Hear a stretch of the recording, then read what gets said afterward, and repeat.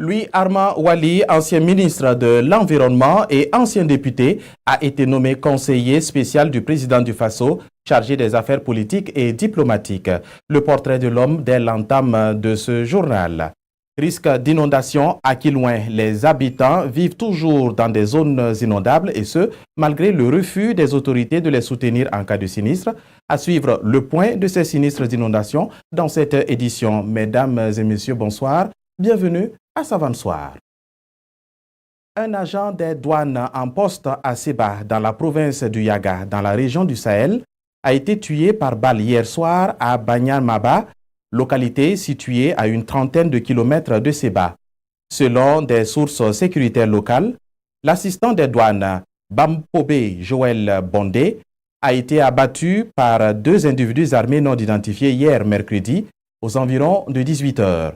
Ils ont ouvert le feu, touchant mortellement le douanier et blessant d'autres usagers avant de prendre la fuite à moto.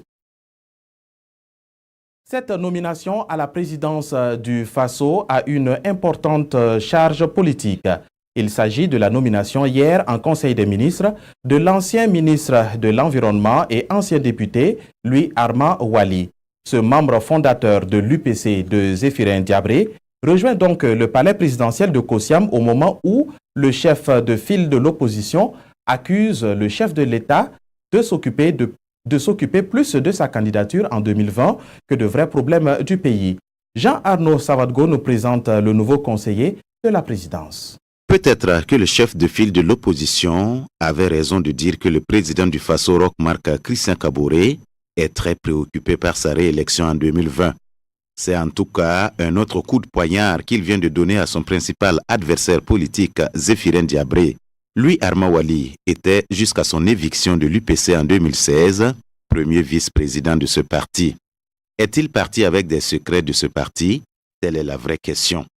En nommant l'ancien ministre et ancien député Miemba Louis Armand Ouali comme conseiller spécial du président du Faso, chargé des affaires politiques et diplomatiques, Roch-Marc Christian Kaboré s'offre les services d'un vieux routier de la politique en Haute-Volta et au Burkina Faso. Louis Armand Ouali est un produit des groupuscules communistes qui ont développé le concept du cadre techniquement compétent, politiquement conscient et intégré dans la masse. Il a été très populaire par le passé à Gawa dans la région du Sud-Ouest, dont il a été le maire de 2002 à 2006, même s'il est originaire de la région de l'Est. L'homme est diplomate à la retraite. On retient que depuis son exclusion de l'UPC de Zéphirin Diabré, les crises se sont durcies au sein de ce parti avec comme point d'orgue la fronde des 13 députés.